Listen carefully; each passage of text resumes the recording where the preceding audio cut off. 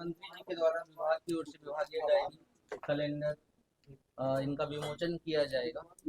तो माननीय मंत्री से अनुरोध करता हूँ और सभी पदाधिकारियों से भी अनुरोध है कि इसको डायरी एवं इसका विमोचन करने के लिए इसको खड़ा हो। पहले इसको कर ले।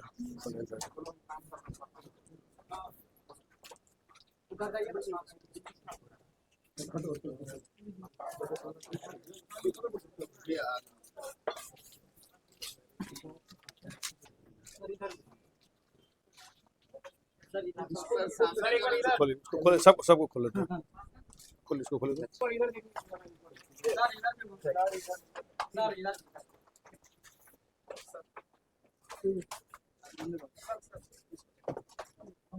सर सामने, सर सामने।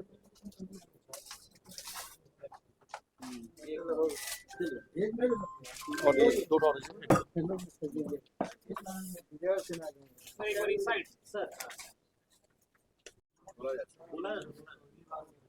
सबसे पहले आप सभी पत्रकार बंधु, पूरे बिहार वासी सहित पूरे देशवासियों को मकर संक्रांति की हार्दिक शुभकामनाएं।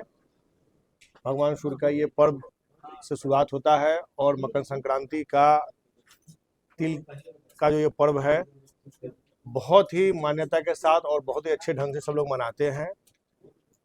इसकी सभी को हार्दिक शुभकामनाएं। साथ ही आज लोक स्वास्थ्य अभियंत्रण विभाग के द्वारा आप सबों के बीच में हमने विभाग का जो अपना डायरी है और जितने भी कैलेंडर हैं सभी का हमने आज आप लोगों के बीच में लोकार्पण किया है।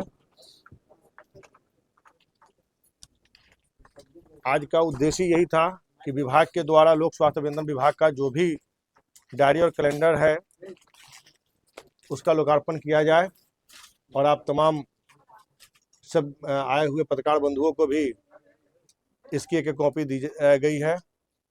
और बिहार के जितने भी हमारे पदाधिकारी हैं, लोक स्वास्थ्य अभियंत्रण विभाग से जुड़े हुए जितने भी लोग हैं उन लोग को भी हम लोग देंगे।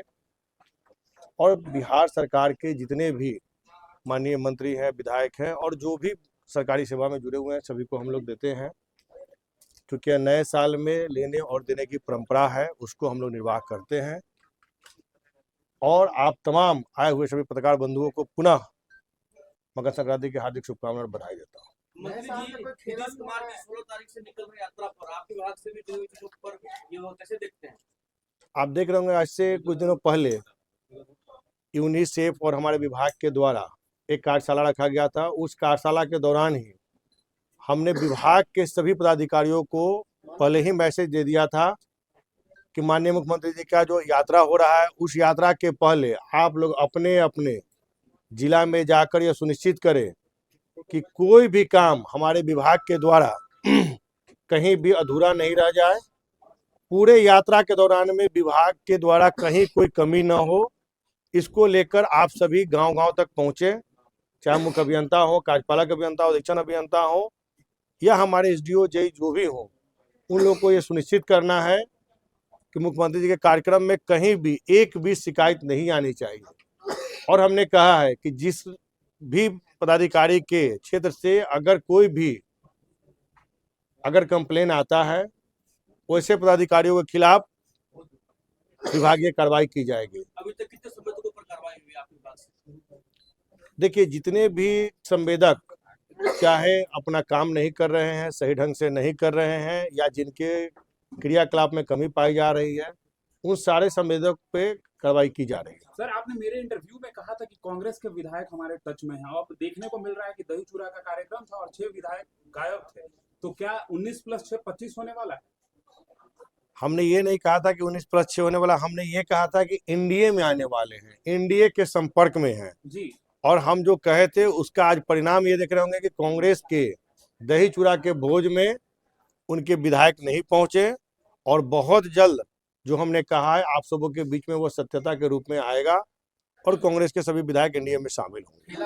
आप लोग जो थूकते हैं रोड पर, निश्चित रूप से होगा, 2026 में खेला होगा और निश्चित रूप से होगा और आप सबों को बहुत जल्द मुझे लगता है कि ये चीज जानकारी में आ जाएगी। मंत्री जी, आम लोग जो है रोड पर थूकते हैं, पान गुटखा खा करके, उनको नगर शत्रु घोषित किया जा रहा है, लेकिन जो विभाग के अंदर जिस तरीके की कमियां हैं देखने को मिल रहा है उस पर आप क्या कार्रवाई करेंगे?